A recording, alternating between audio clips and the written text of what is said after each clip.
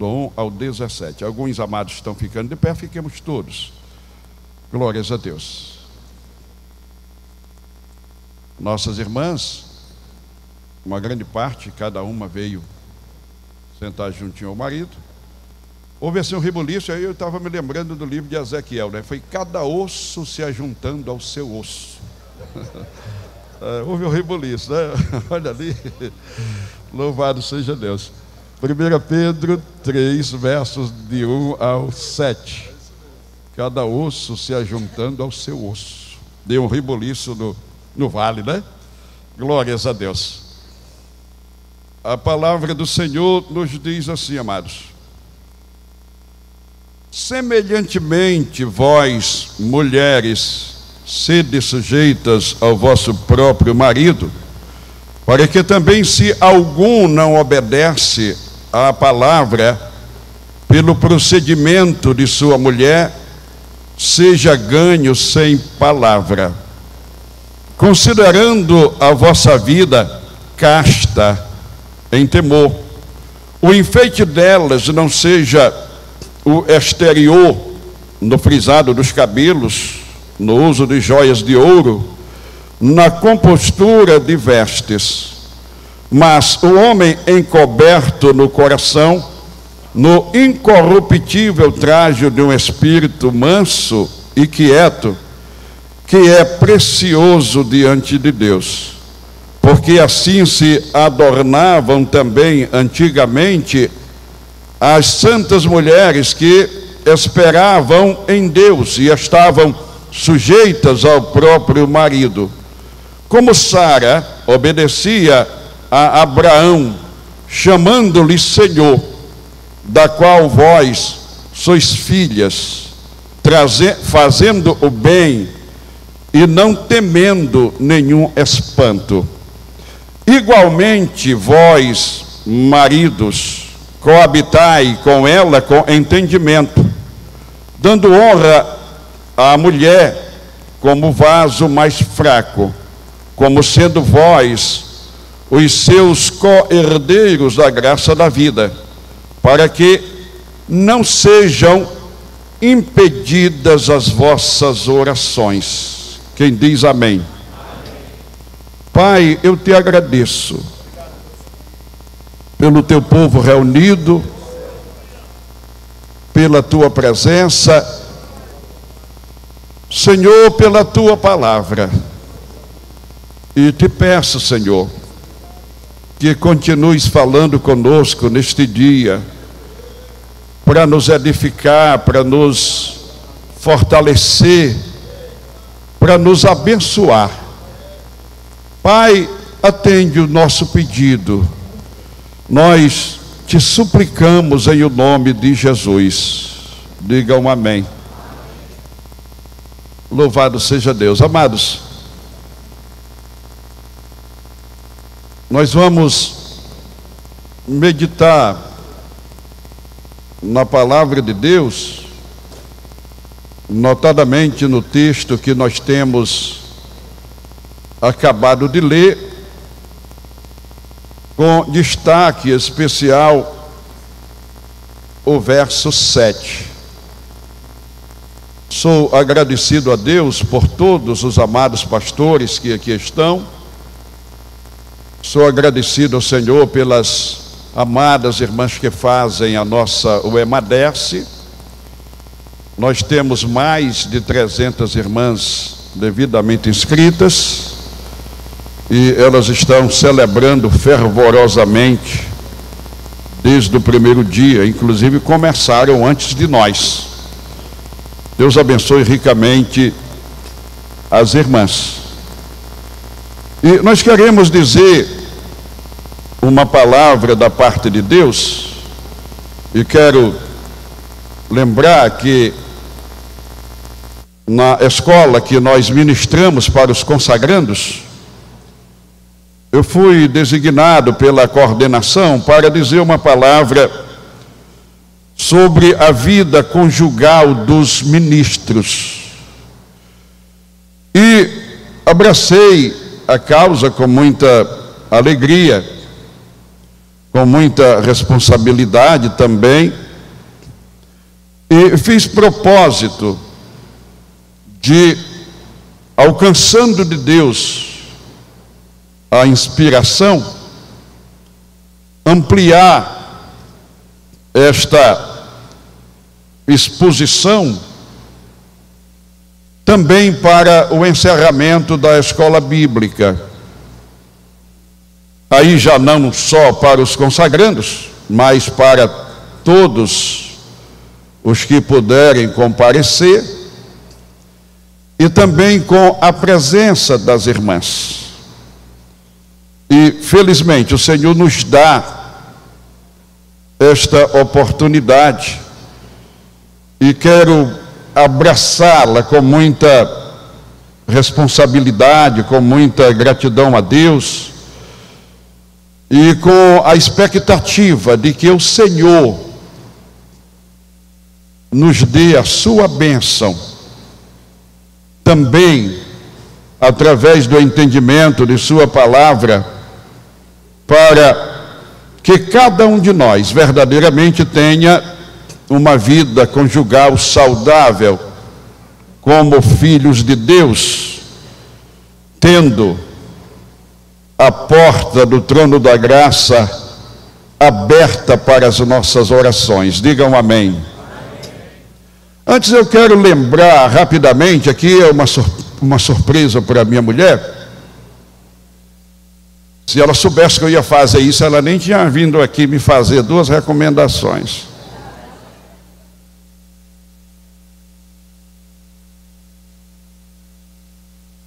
Em 1977, nós começamos a namorar. Só que o amor já estava escondido já há algum tempo, né? Até que eu conversei com ela e fiz a confissão.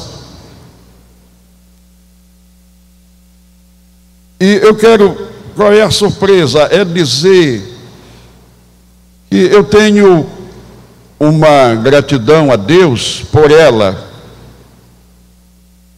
e quero honrá-la nesse instante também, e deve até surgir aqui uma emoção, porque ela me conheceu e aceitou a minha proposta quando eu era ainda muito matuto, muito mal vestido, mas já era cheiroso, né, minha filha? Melhor ainda, era crente, graças a Deus. Mas eu era ainda um trabalhador de um salário mínimo, no meu primeiro emprego. Depois eu fui reconhecido como office boy, aí o nome bonito, mas quando eu comecei era varredor de um pequeno comércio no Mercado Central. Então ela se apaixonou por mim naquele tempo. Como não alimentar esse amor, essa paixão, né, gente? Glórias a Deus. Aleluia. E nós nos apegamos e nos casamos, e já vamos completar 43 anos de casamento, constituímos uma família,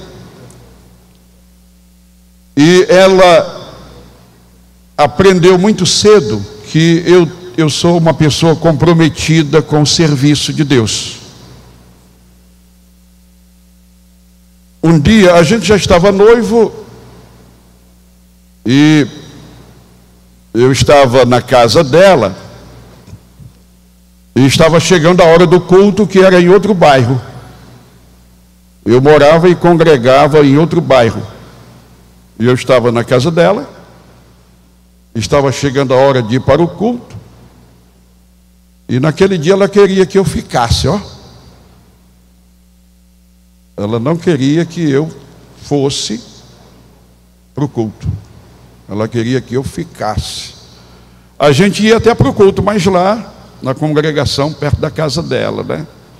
Mas eu tinha um compromisso lá na igreja. Aí disse, tá bom, eu vou. Aí ela foi e escondeu o sapato do pé direito. Eu disse, Benzinho, eu ainda chamo de Benzinho, tá certo? Cadê o sapato? Lorizonte sabia dessa história? Sabia não, né? A Lorizonte é contemporânea, né? No mesmo lugar, na mesma época. Aí, ela não foi buscar o sapato. Eu não podia sair procurando lá na casa alheia, né? Mas eu tenho uma decisão. Aí eu fui para o ponto do ônibus.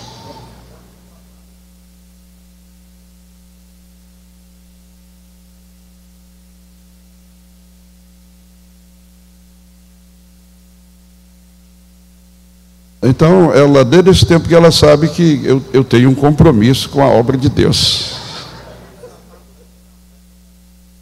que tem prioridade.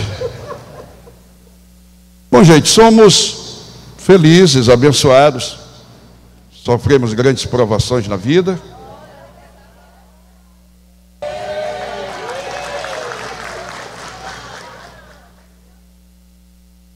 Oi?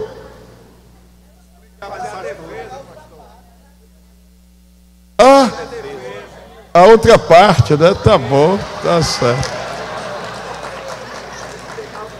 Eu cheguei lá no ponto do ônibus, fiquei esperando.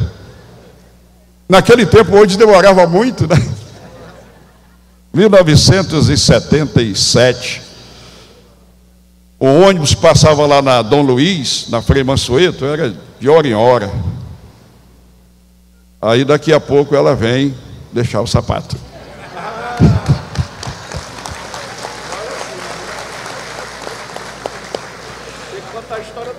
Tem que completar, né? São as emoções. Eu acho que eu já estou chorando. Então, assim, amados, a gente continua, graças a Deus, servindo ao Senhor. Eu tenho viajado muito nos últimos anos. Normalmente eu chego 1h da manhã, 1h30, meia-noite e meia, quando é mais perto. Porque assim, se eu estiver até 300 quilômetros, eu volto a dormir em casa. Para mim não tem lugar melhor para dormir do que pertinho dela, né? Escutando o ronquinho dela. Ela disse que não ronca. Eu já disse diversas vezes que vou gravar para mostrar, né? Mas para mim não tem lugar melhor para dormir do que lá na minha cama, pertinho dela, com os nossos paninhos, né? Só não durmo em casa quando não dá mesmo. Duas coisas me fazem voltar de longas viagens para dormir com o ronquinho dela e quando é dia de sábado para a escola dominical no domingo. Eu sou professor de uma classe lá na igreja onde sirvo, em Maracanaú, e até 300 quilômetros eu volto na mesma noite de sábado para domingo estar lá. Só falta não abrir os olhos, mas estou lá para ministrar a palavra para os meus alunos. Graças a Deus. Eu sou aluno da escola dominical há 53 anos. E quando dá certo, eu também funciono como professor. Tenho prazer de participar da escola dominical. Então, amados, depois desta homenagem à minha esposa, né? Uma homenagem, ó. Porque ela me quis quando eu era tão matuto, tão despreparado. Mas falta uma coisa a dizer, eu tinha que dizer isso aqui, pessoal, mais meio minuto. E eu acreditava tanto que Deus ia fazer uma coisa boa na minha vida, porque assim, eu vim do interior, morar aqui, trabalhar aqui, mas eu sabia que Deus tinha um plano. Não sabia como nem quando, mas eu sabia que tinha um plano de Deus. Eu sabia que tinha um plano de Deus. E eu não sei se ela se lembra disso. É a primeira vez que eu vou lembrar isso aqui. Um dia eu olhei assim para ela e disse: Benzinho, Deus te ama muito. O que eu quis dizer com isso? Ela disse assim: por que tu está dizendo isso? Eu disse: porque é verdade.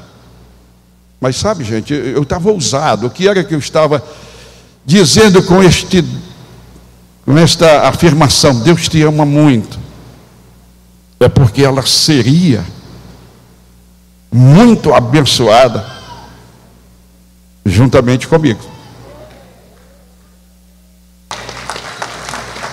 Eu estava ousado, acreditando no invisível, né? E ela hoje é o quê? A presidente da UEMA 10. Eu não sei se ela se lembra, depois nós vamos conversar, né? Depois pode ter até alguma reclamação por esse momento. Mas, amados, vamos pensar. Nós temos, de fato, a necessidade de uma vida conjugal saudável. São muitos os motivos. 99% aqui já me conhece, mas para quem não me conhece, deixa eu dizer, eu não sou especialista em coisa nenhuma. Eu não sou especialista em assunto de casal, não sou especialista em assunto de sexo, graças a Deus. Mas eu sou casado há 43 anos, sou pastor, estou conduzindo o rebanho de Deus desde 1985. Tenho trilhado esse caminho, de modo que posso dizer, guiado pelo Senhor. Então, eu tenho de Deus uma palavra. Eu tenho de Deus um conselho. Eu tenho da parte de Deus uma orientação.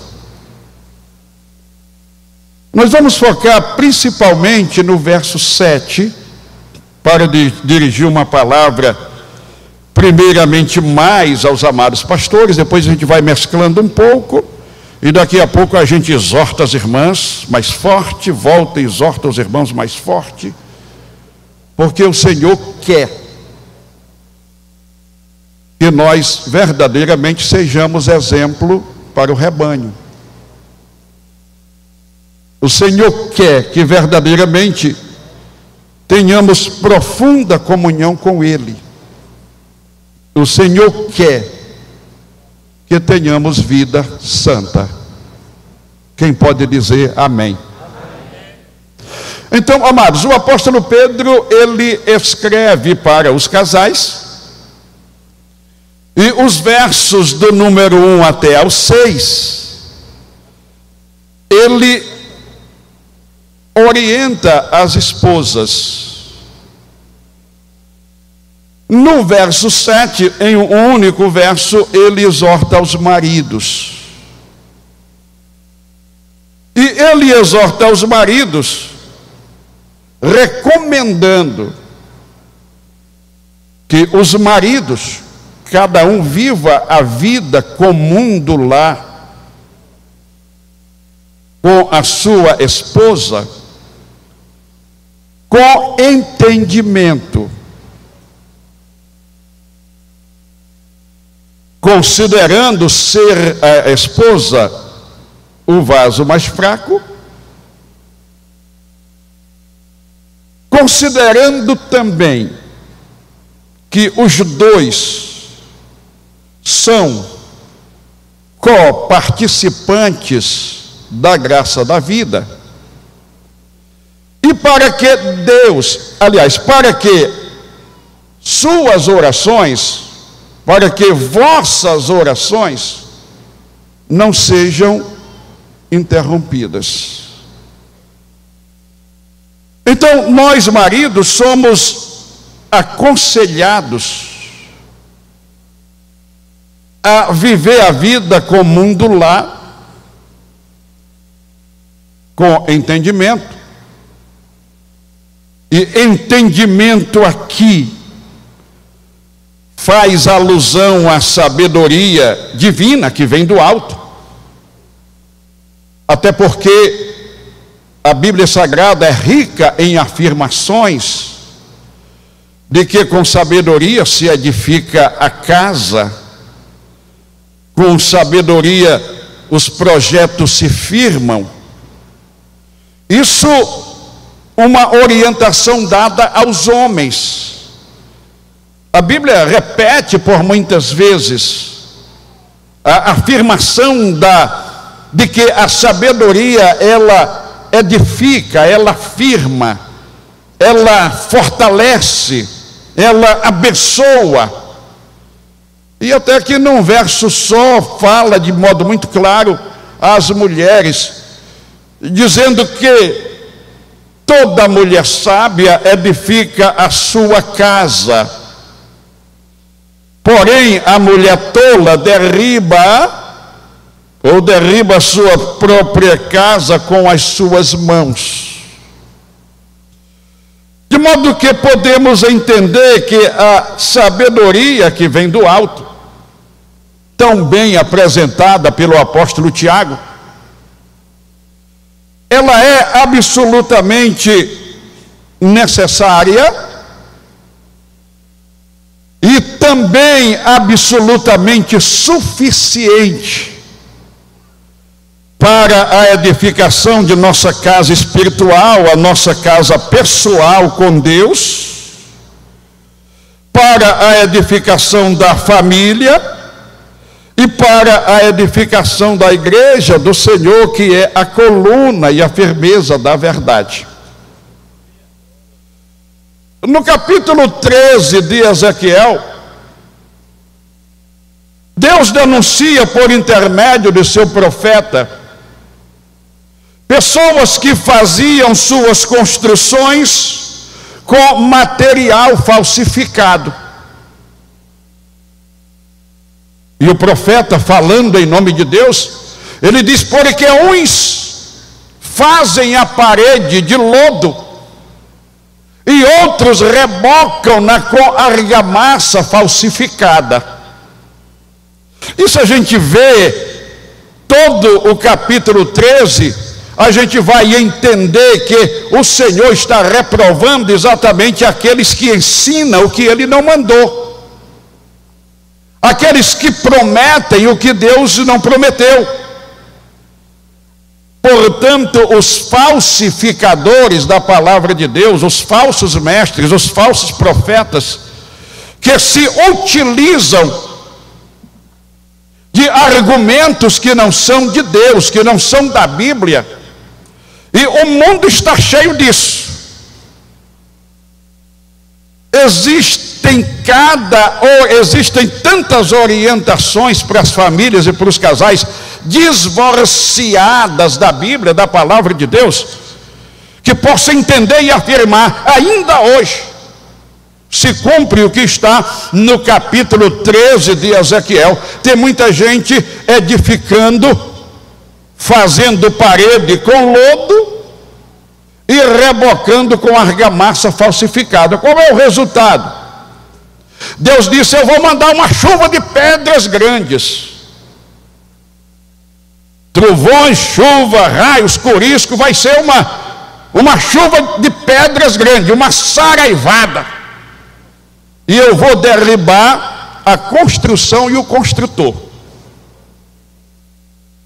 Então não vale a pena tentar edificar a família ou a vida pessoal ou a igreja com o material que não seja fornecido pelo céu. Pedro está propondo aqui um material que vem do céu: entendimento.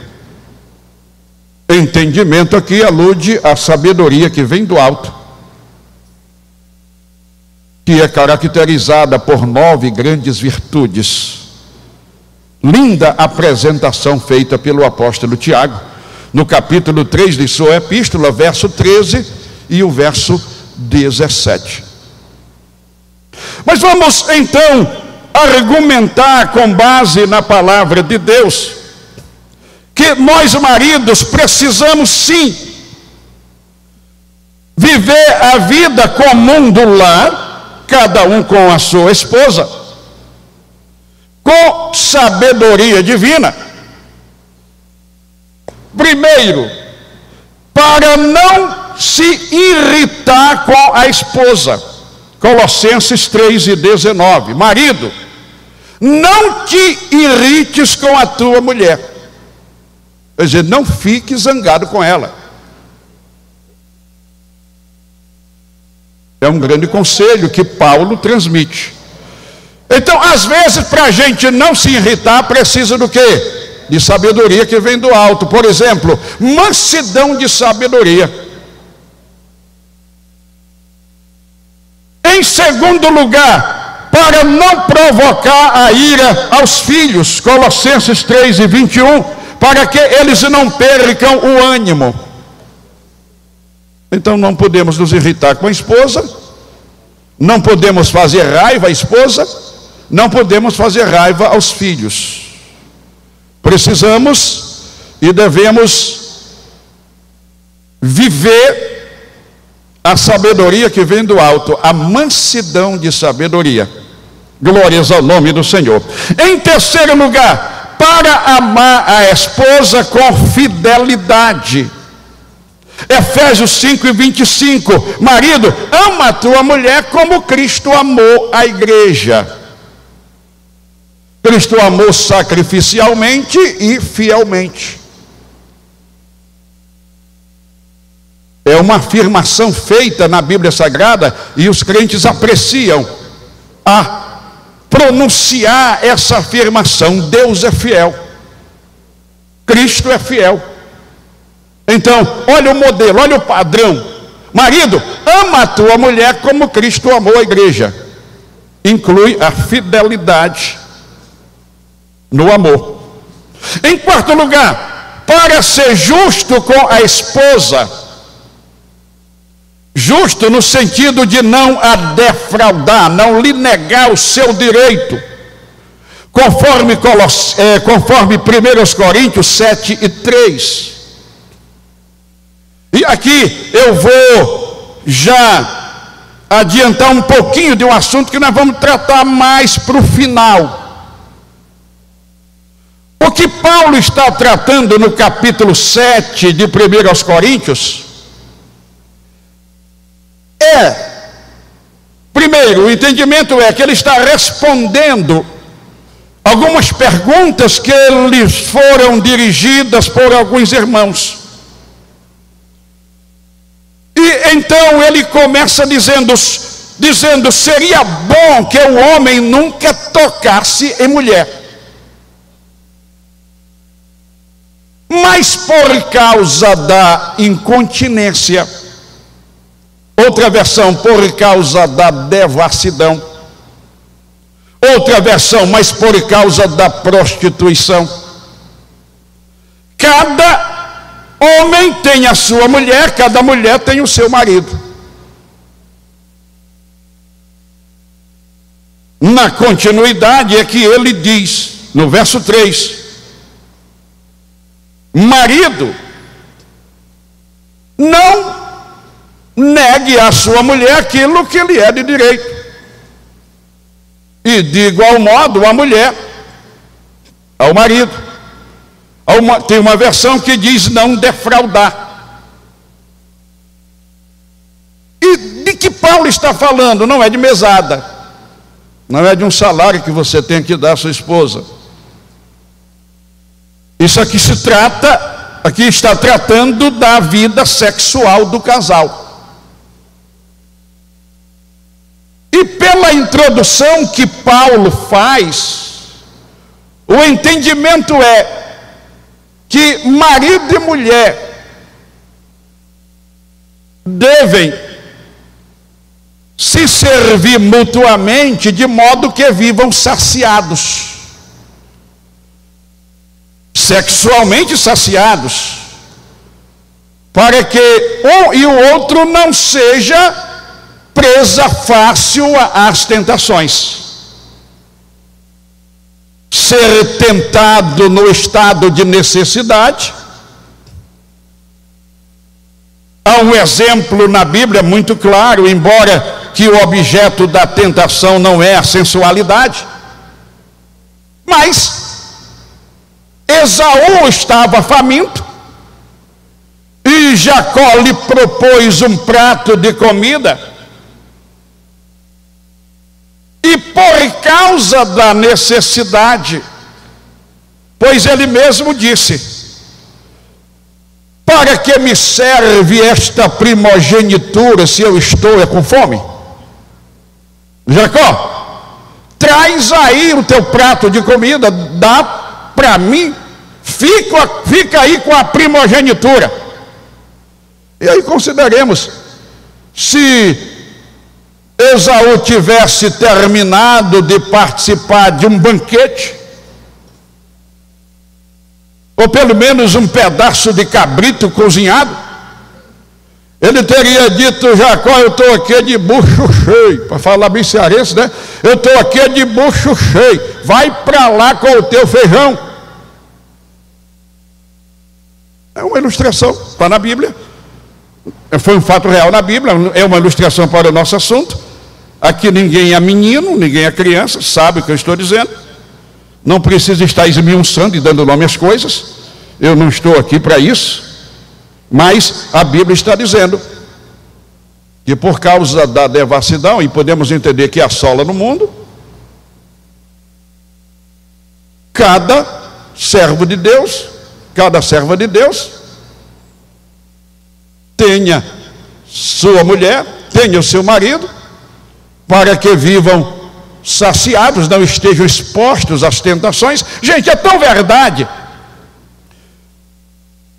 que mais adiante o apóstolo ele diz que se o casal, por consentimento mútuo, tomar a decisão de se separar sexualmente com o santo propósito de buscar a Deus em oração, consentimento mútuo, acordo firmado entre os dois, mesmo assim não pode demorar muito tempo, para que não caiais na tentação e no laço do diabo. Então consideremos, se o casal que se separa sexualmente por um tempo, em comum acordo, com uma finalidade de busca a Deus em oração, isso não pode ser demorado, porque senão Satanás se aproveita da situação para armar o laço. Consideremos, e quando o casal se separa por embirra, a mulher se zanga e resolve dar um castigo no marido, comumente chamado de greve, né? Eu já acompanhei casos assim, e também no sentido contrário. Já acompanhei situações em que o marido é que estava dando um castigo na mulher.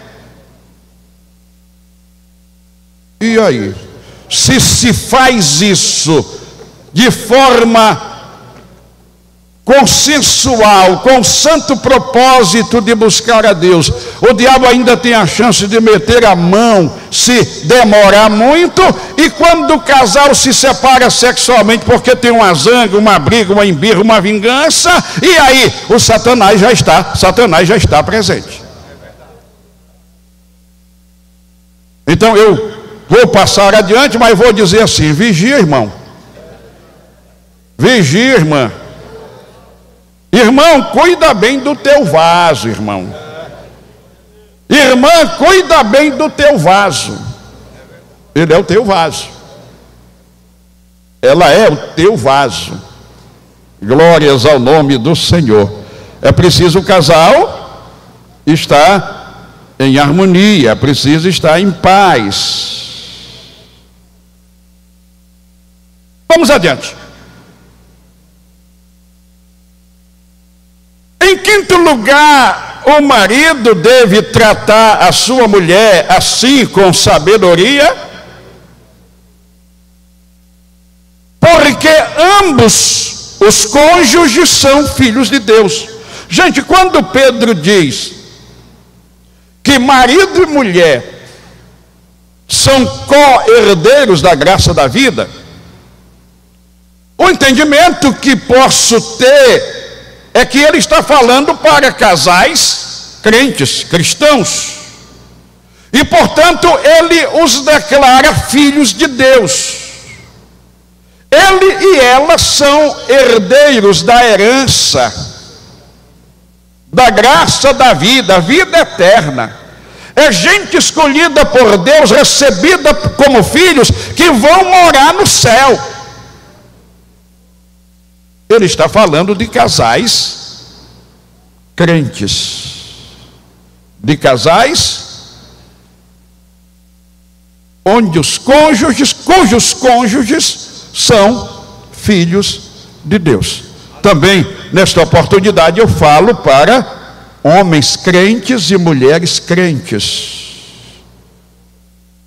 filhos de Deus, herdeiros da graça da vida. Então, meus amados pastores, amadas irmãs, no ponto de vista divino, dentro desta visão apostólica, nós somos, eu e minha mulher, somos duas pessoas iguais diante de Deus, filhos, juntos, herdeiros da graça da vida. Eu e ela, herdeiros da graça da vida. Então você e sua mulher, herdeiros da graça da vida, filhos de Deus. Nesta questão ninguém é maior do que ninguém, somos iguais, somos filhos de Deus. Paulo também vai confirmar esta verdade. Vamos prosseguir. Em sexto lugar, marido e mulher são membros do corpo de Cristo. Estou apresentando razões, estou apresentando motivos que justificam um marido tratar sua esposa, viver a vida comum do lar com sua esposa, com entendimento, com sabedoria que vem do alto. Tua esposa é filha de Deus, teu marido é filho de Deus. Glórias ao nome do Senhor. E aqui no texto de Efésios 5:30, o que é que Paulo afirma? Ele afirma que marido e mulher, ele também está falando para um homem crente, para uma mulher crente, um homem filho de Deus, uma mulher filha de Deus. Portanto, ele diz: vós sois membros do corpo de Cristo. Ser membro do corpo de Cristo é ser participante, é ter participação na formação do corpo místico de Jesus, a igreja. Igreja no sentido, igreja corpo místico do Senhor, noiva do Cordeiro. Então, marido e mulher, filhos de Deus. No entendimento de Pedro, no entendimento de Paulo, deve ser também nosso entendimento. Esta é a nossa realidade, se verdadeiramente somos pessoas que nascemos de novo. Glórias ao nome do Senhor Jesus. Quem está entendendo diz amém. Em sétimo lugar, assim nós, pastores, serviremos ou seremos exemplo para o rebanho. Pedro recomenda que devemos servir de exemplo ao rebanho. Paulo recomenda a Timóteo que este seja padrão dos fiéis. Servir de exemplo para o rebanho, ser padrão dos fiéis, ser modelo, implica numa responsabilidade enorme. Amados, o nosso privilégio é de fato indizível. Nós fomos constituídos pelo Espírito Santo. Já pensaram? Eu, você, cada um de nós, considerando que vivemos num universo de bilhões de seres inteligentes, não sabemos nem quantos bilhões, pois os seres angelicais, que são incontáveis, são inteligentes até mais do que nós. Mas o Senhor enxergou a mim, no meio desta imensidão, enxergou a você, escolheu e constituiu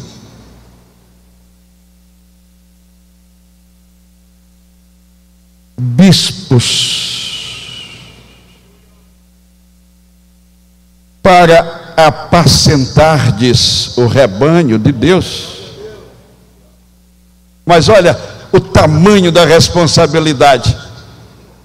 O privilégio de sermos constituídos é grande demais, mas a responsabilidade não é pequena. Qual é a finalidade de sermos constituídos pelo Senhor? Apacentar o rebanho de Deus. Quem é o rebanho de Deus? O rebanho que Ele resgatou com o seu próprio sangue. Gente, isto é cuidar da menina dos olhos de Deus.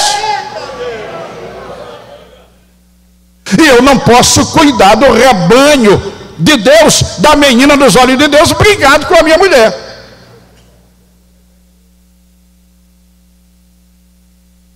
Ela está me vendo, está olhando para mim, eu vou olhar para ela, ela não vai fazer mungango.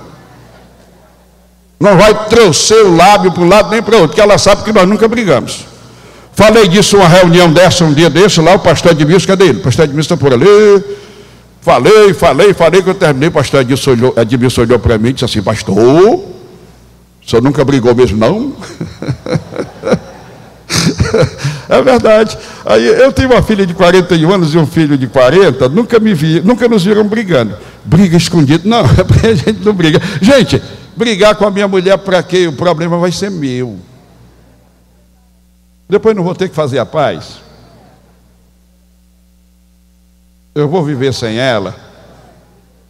Ou não? Então é melhor não brigar. Brigue não, viu? Brigue não. Brigue não. Pastor, mas como é que a gente não briga? Mansidão de sabedoria. O incorruptível traje de um espírito manso e quieto. Virtude agradável a Deus. Glórias a Deus. Dá para servir de exemplo ao rebanho brigando? Dá, gente? Eu estou falando para tanta gente aqui, e aqui tem pessoas de Maracanã, onde eu sou pastor há 22 anos. E não tenho vergonha de dizer o que estou dizendo, porque o pessoal lá sabe que eu não brigo.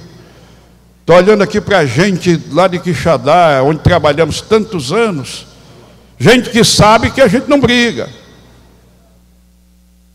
É preciso servir de exemplo ao rebanho. Gente, onde fica a nossa consciência? Está no altar, celebrando Santa Ceia, exortando o povo a uma vida santa. E a mulher olhando para a tua cara e dizendo assim: ah, se lá em casa tu fosse crente desse jeito. Existem muitos dizeres dessa linha aí, mas não vamos atrás disso aí não, tá bom? Vamos passar adiante, mas fica afirmado aqui, meu amado, não brigue com a sua mulher, minha amada, não brigue com o seu marido. Você é filha de Deus, ele é filho de Deus. Mas pastor, tem problema esse e aquele. Se convertam em nome de Jesus, porque Jesus está voltando e eu e a minha mulher precisamos morar no céu.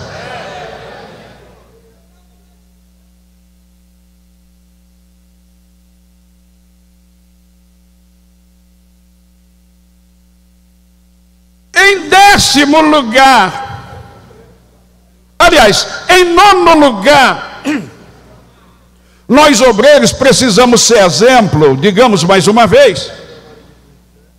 Paulo diz a Timóteo, ser o padrão dos fiéis. Pedro diz aos presbíteros que pastoreavam, sirvam de exemplo ao rebanho. Paulo diz a Tito, e tu em tudo te dá por exemplo de boas obras. Em tudo te dá por exemplo de boas obras.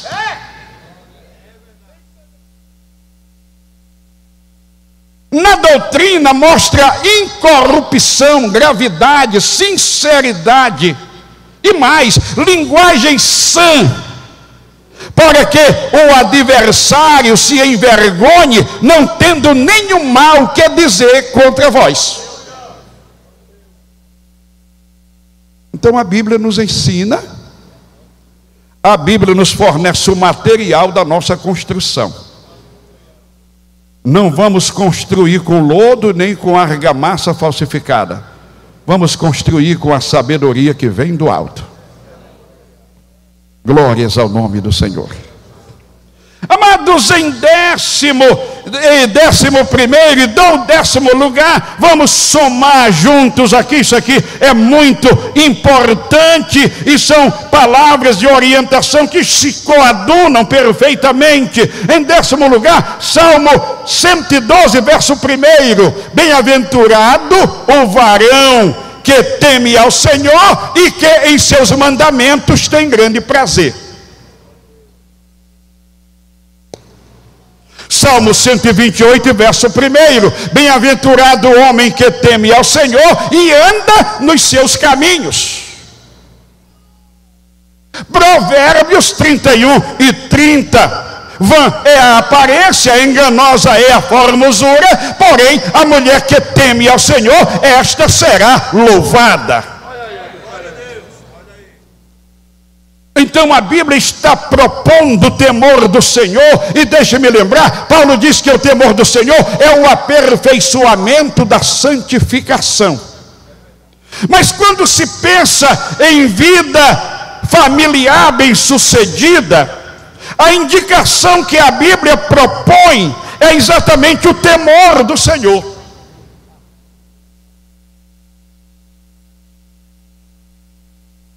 Salmo 112, Salmo 128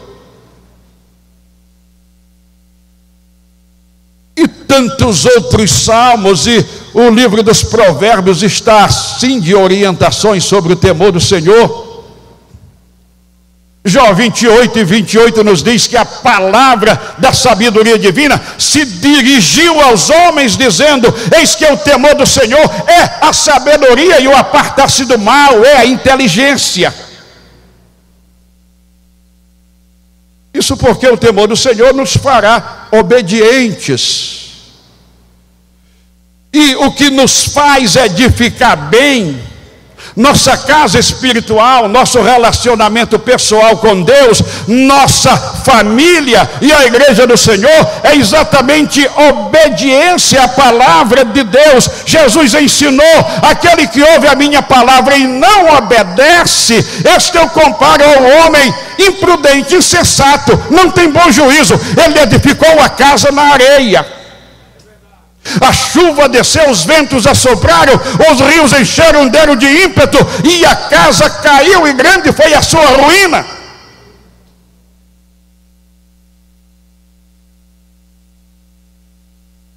Há muita gente edificando na areia. Você está entendendo? Diz comigo: há muita gente edificando na areia. Mais forte: há muita gente edificando na areia. Continue, por favor, digam comigo: e ainda mais se utilizando de material falsificado, fazendo parede de lodo e rebocando a parede com argamassa falsificada. Deus disse que vai mandar uma chuva de pedra, vai derribar a construção e o construtor. Não vai aproveitar nada. Mas o Senhor ensinou a verdadeira edificação. Aquele que ouve a minha palavra e obedece, este eu comparo ao homem prudente, sábio. Ele edificou a casa na rocha. Dá trabalho? Dá. Lucas diz que o homem cavou e fez uma vala profunda. Imagina aí, cavar uma vala em cima de uma estrutura rochosa. Muito esforço, muito tempo, suor, lágrimas. Você está entendendo? Diga amém. Diga também assim: mas valeu a pena. Porque a chuva desceu, os ventos assopraram, os rios encheram, correram contra a casa, mas ela não caiu. A tempestade passou e a casa permaneceu firme, Por quê? Porque estava edificada sobre a rocha.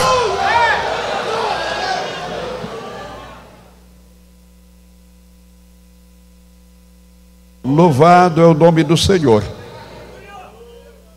Edifiquemos, obedeçamos a palavra de Deus.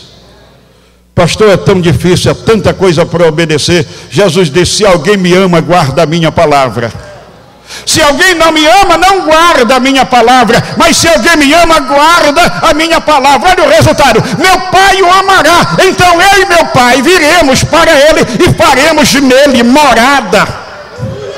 Uma pessoa habitada pelo Pai, pelo Filho e pelo Espírito Santo, que chegou primeiro e arrumou a casa. Gente, temos aqui o reino inabalável de Deus,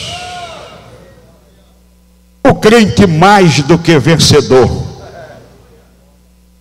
Glória. Poderoso é o nome do Senhor, é o nome do Senhor nosso Deus. Amados, nós vamos prosseguir. Sei que o tempo está indo embora. Daqui a pouquinho a gente vai almoçar, mas não vai ter prato na mesa nem comida no tacho enquanto a gente não disser amém aqui. Nem adianta ir para lá. Vá não, fica aqui, que ainda tem algo bom da parte de Deus para nós. Mas vamos marchar para a conclusão. Amados, vamos continuar pensando nesta compreensão que Paulo nos apresenta, de que existe uma devassidão. Existe sim. Não é uma novidade, não é algo difícil de entender. A perversão sexual é uma realidade no mundo.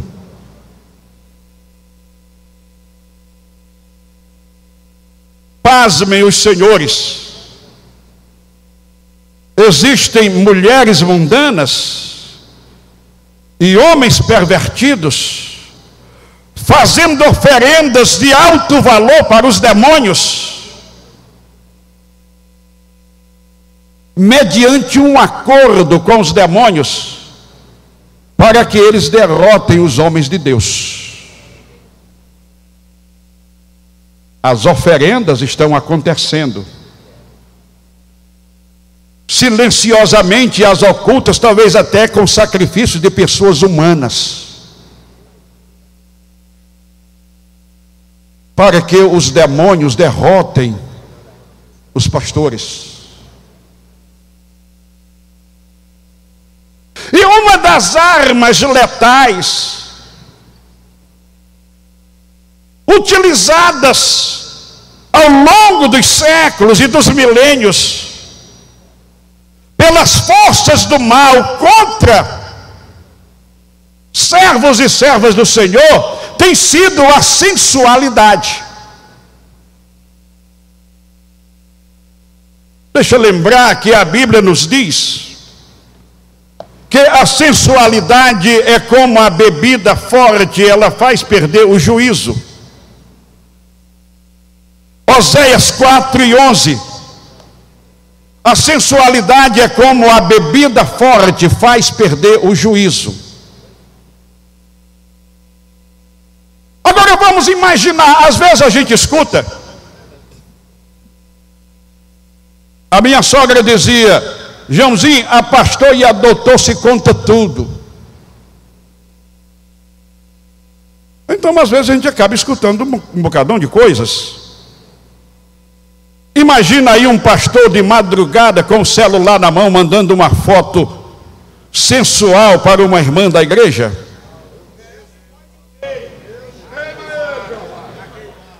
Imagina uma irmã mandando na madrugada, nas horas caladas, uma foto de nudez para o irmão na igreja. A mulher do pastor mandando para o presbítero.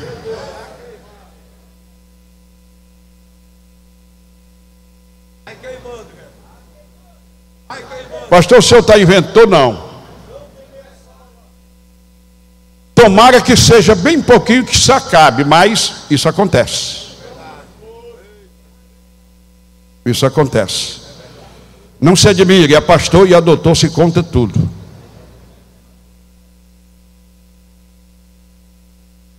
Porque Sansão, aquele gigante espiritual, a Bíblia fala que ele andava de cidade em cidade. E lá numa cidade, ele focou seus olhos lascivos em uma prostituta, na cidade de Tina.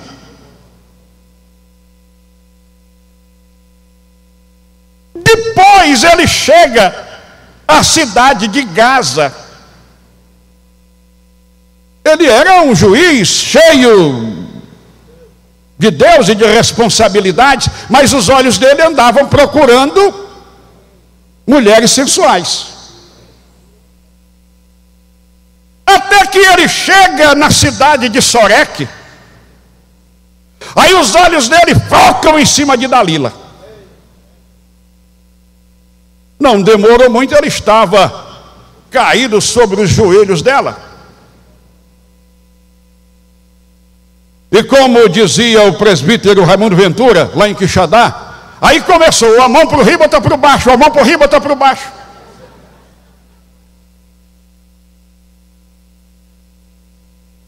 E o Sansão acabou-se, né? Vocês sabem a história. A Bíblia, essa gente, olha, isso aqui é muito sério. A Bíblia diz que nós temos janelas e temos portas.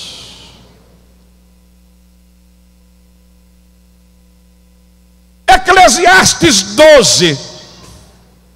Nossos olhos são janelas de entrada para o nosso interior. Nossos ouvidos são portas de entrada para o nosso interior. O mal não está em nós, mas está querendo entrar. Imaginemos um servo de Deus, uma serva de Deus, que agora não precisa mais de andar de cidade em cidade, procurando mulheres sensuais ou homens sensuais, agora está na palma da mão. Aqui você vê o que você quiser ver, e todo tipo de esculhambação está aqui. A qualquer hora, em qualquer lugar, no quarto, na sala, no carro, está aqui. Janelas e portas.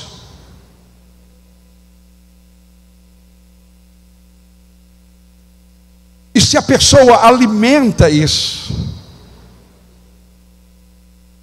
gente, palavras do autor aos Hebreus.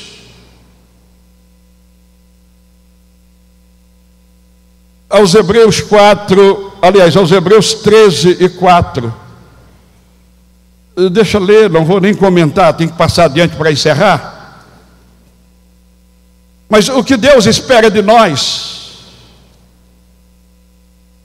venerado seja entre todos o matrimônio e o leito sem mácula. Porém, aos que se dão à prostituição e aos adúlteros, Deus os julgará. Outra versão: Deus os condenará. É verdade. É desse jeito. Aos Hebreus 12, verso 1. E portanto nós também, pois que estamos rodeados de uma tão grande nuvem de testemunhas, deixemos todo o embaraço e o pecado que tão de perto nos rodeia e corramos com perseverança a carreira que nos está proposta, olhando para Jesus, autor e consumador da fé, o qual, pelo gozo que ele estava proposto, suportou a cruz, desprezou a afronta e está assentado à direita do trono de Deus. Há uma devassidão no mundo que não está em nós, mas está querendo entrar. Este pecado que rodeia de perto, que tenazmente nos assedia, eu penso que é tentação. São pecados que não estão em nós, mas estão forçando a porta. Nos assediam tenazmente.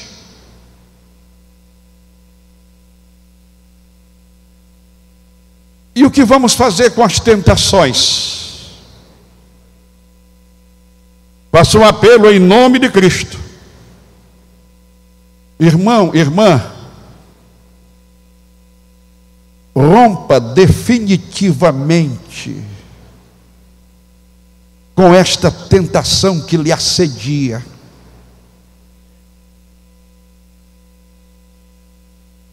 Tentação, eu costumo dizer que a tentação, ela pode ser forte ou fraca. O que é uma tentação fraca? É quando o objeto oferecido na tentação não te interessa.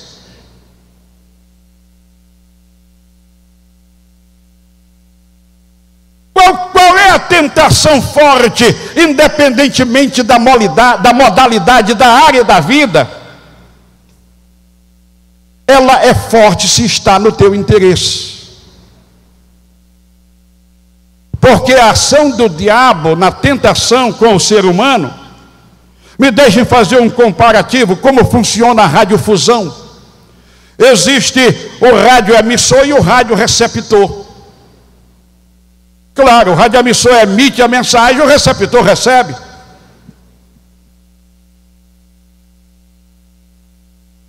Devo lembrar que Tiago avisa: quando o homem é tentado, ele é tentado porque é engodado pela sua própria concupiscência.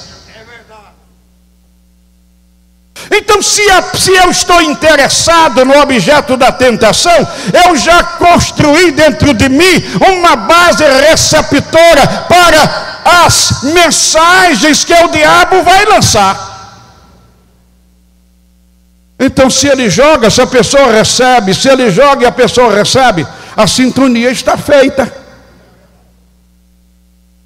É aí onde se cumpre a palavra falada por Tiago: concebida a malícia, dá à luz a iniquidade, dá à luz o pecado, e o pecado gera a morte.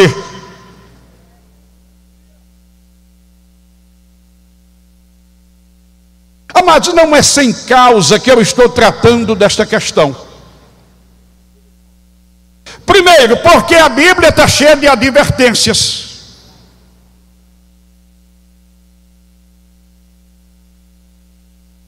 Gente,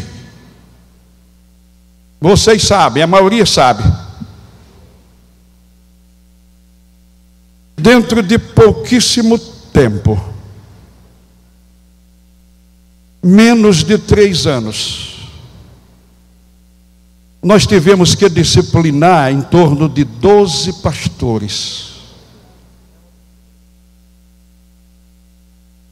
por pecados sexuais.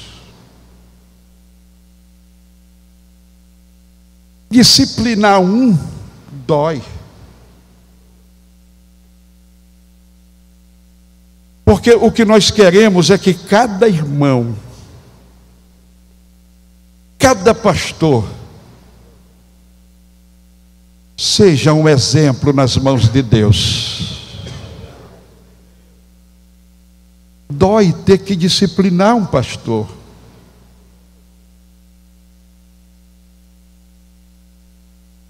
Alguns desligados, alguns tendo o ministério suspenso temporariamente. Lamentamos, até um dos nossos diretores. Gente, digo isso com lamento, com tristeza, mas também para dizer para vocês, lembrando as palavras de Paulo: quem pensa que está de pé, tenha cuidado para que não caia.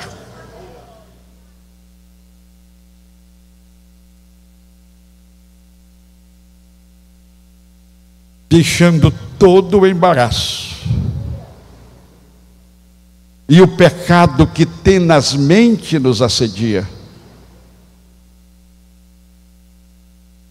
Pensando aqui um minuto sobre embaraço, tropeço lançado no caminho, coisas que dificultam a caminhada.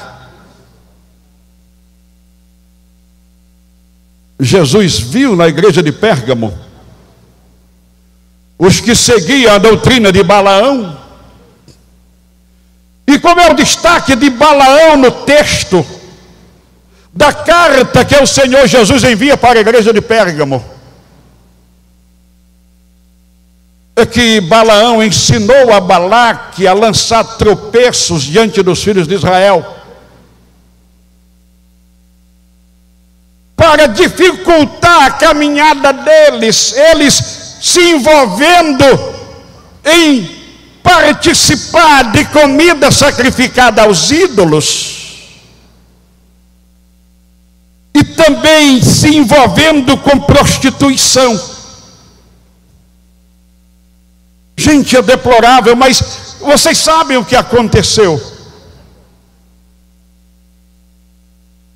Flávio Joséfo diz que Balaque fez uma festa adulterosa junto ao arraial dos filhos de Israel. Ele celebrou um carnaval. E os filhos de Israel se prostituíram e caíram em maldição. Sabem quantos morreram num só dia? Homens de guerra. 24 mil. E se não fosse a intervenção de Moisés, tinha se acabado o exército de Israel naquele dia. Era isso que o diabo queria fazer. E se utilizou de um profeta louco por dinheiro. E ainda hoje, gente, há tanta perversão, há tanto ensinamento pervertido, de tantos líderes até falsificadores da palavra de Deus, porque ainda é a vontade do diabo destruir o exército de Deus.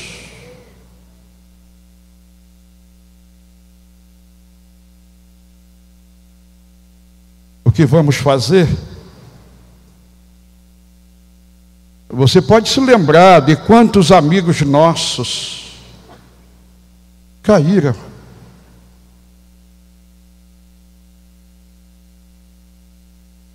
Não estou falando de algo desconhecido. Nós estamos no meio desta guerra.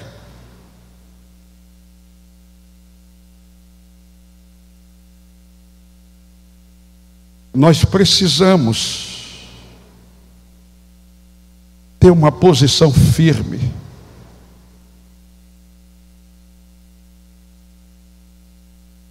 Deixa eu lembrar ainda umas palavras de Jesus para a gente encerrar. Jesus disse, amados, que os nossos olhos são a luz do nosso corpo. Se os nossos olhos estiverem na luz, todo o nosso corpo será iluminado. Mas se os nossos olhos estiverem em trevas, quão densas trevas serão. Examina, pois, se a luz que há em ti não seja trevas. Jesus manda examinar. Examina, pois, se os teus olhos não estão em trevas. Gente,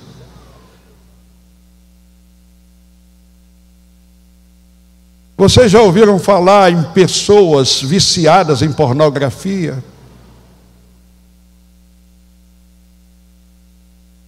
Como a pastor e a doutor se conta tudo, já me disseram de pastores viciados em pornografia.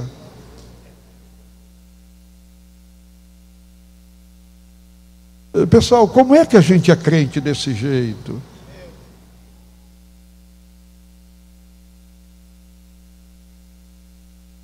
Pessoal, eu estou tratando de um mal que existe. E ele corrói, ele se infiltra como água na areia. Ou você cria uma barreira contra isso, ou você vai ser contaminado.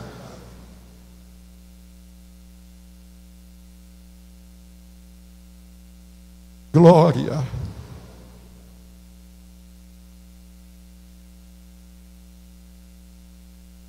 O temor do Senhor,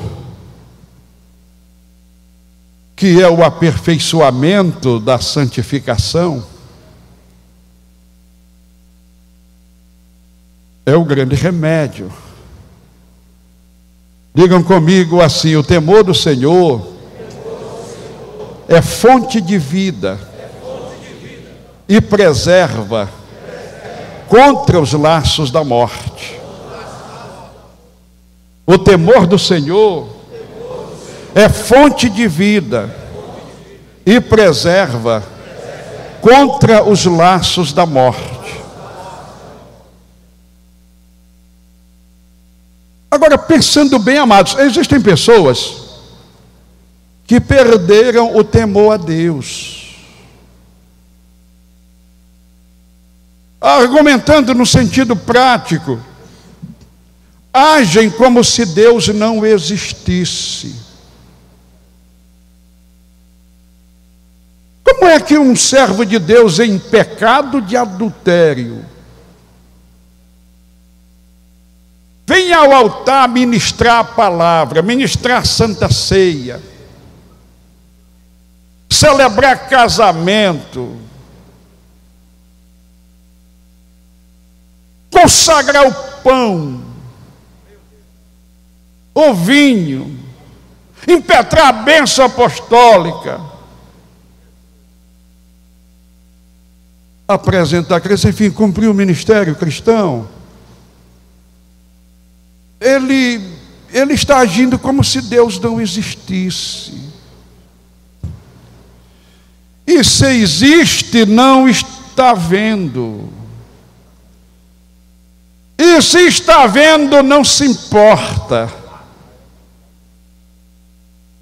Pastor, que absurdo o senhor está falando. Absurdo coisa nenhuma. De vez em quando a gente se depara com uma situação dessa.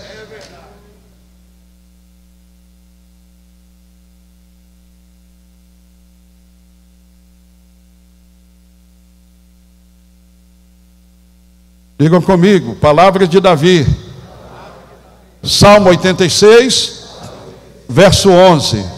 Senhor, me ensina o teu caminho, e eu vou andar na tua verdade. Unifica o meu coração, une o meu coração, para temer somente ao teu nome.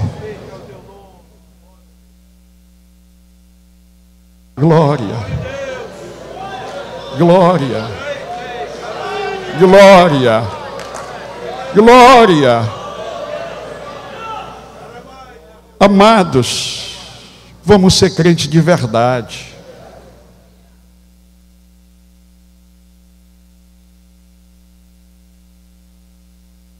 Vamos ser crentes de verdade.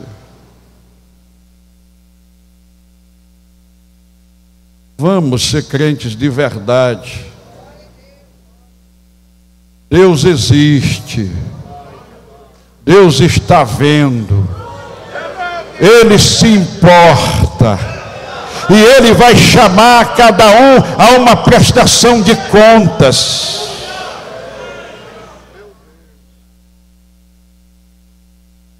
Pelo que tendo recebido o reino que não pode ser abalado, retenhamos a graça, mediante a qual servamos a Deus agradavelmente, com reverência e santo temor, porque o nosso Deus é um fogo consumidor. Hebreus 12, 28 e 29. A última citação bíblica para a gente orar e dizer amém. O temor do Senhor é uma dádiva de Deus. Funciona ainda hoje. Daqui a pouquinho vamos pedir. Jeremias 32, verso 39 e 40. Eis que eu, é o Senhor falando,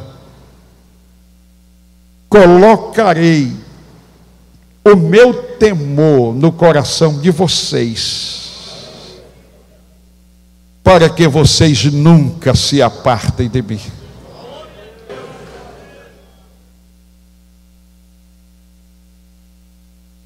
Amado pastor, cuide bem de sua esposa. Amada irmã, cuide bem de seu marido.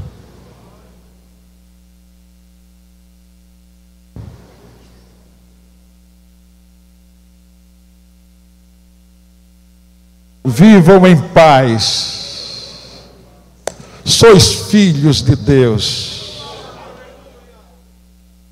E as vossas orações serão recebidas e atendidas pelo Pai Celestial.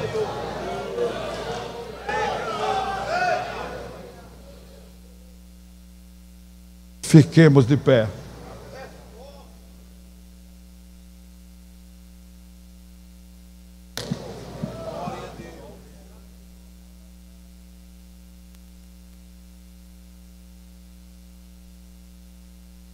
Aleluia.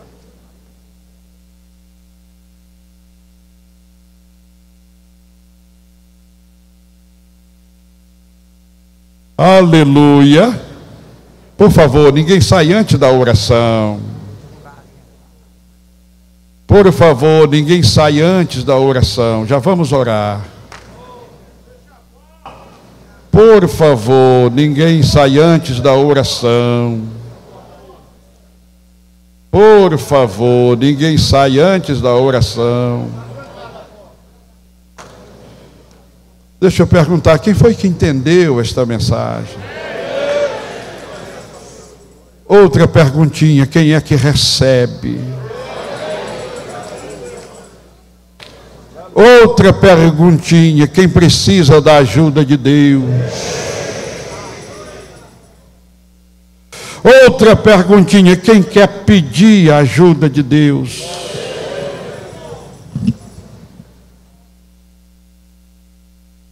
Amados, é só 1 minuto, no máximo 2. Mas vamos se ajoelhar.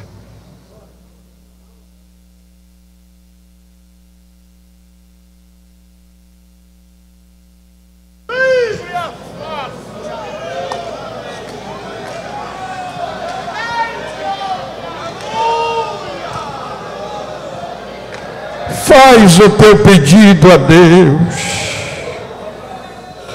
Diz a Ele onde está a tua fraqueza. Diz para Ele o que é uma tentação forte para a sua vida. Pede ajuda. Jesus nos ensinou a orar assim. Não nos deixes cair em tentação, mas livra-nos do mal. Pai, nós estamos aqui na tua presença, servos e servas, ajoelhados diante de ti, Senhor, te agradecendo porque o Senhor é o nosso Pai. Porque o Senhor é compassivo, é misericordioso. Senhor, nos dá o teu perdão.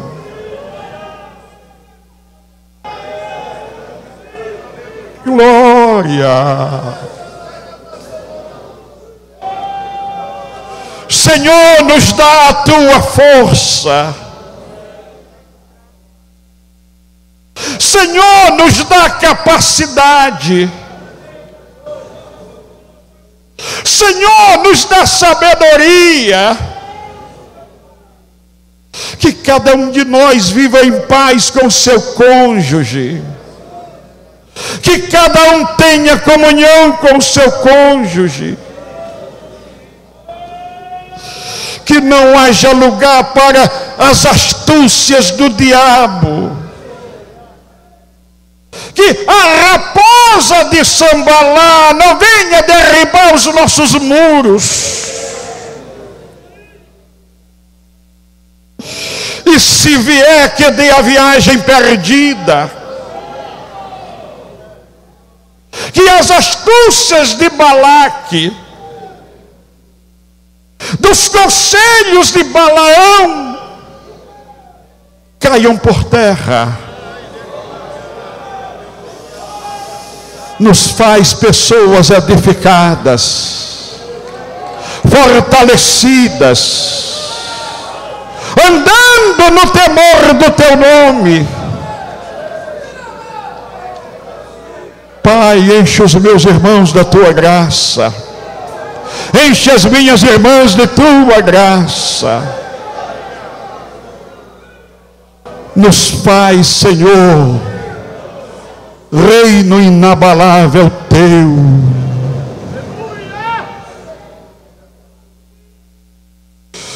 Nos ajuda a ter vida santa, no que vemos, no que ouvimos, no que fazemos, Deus.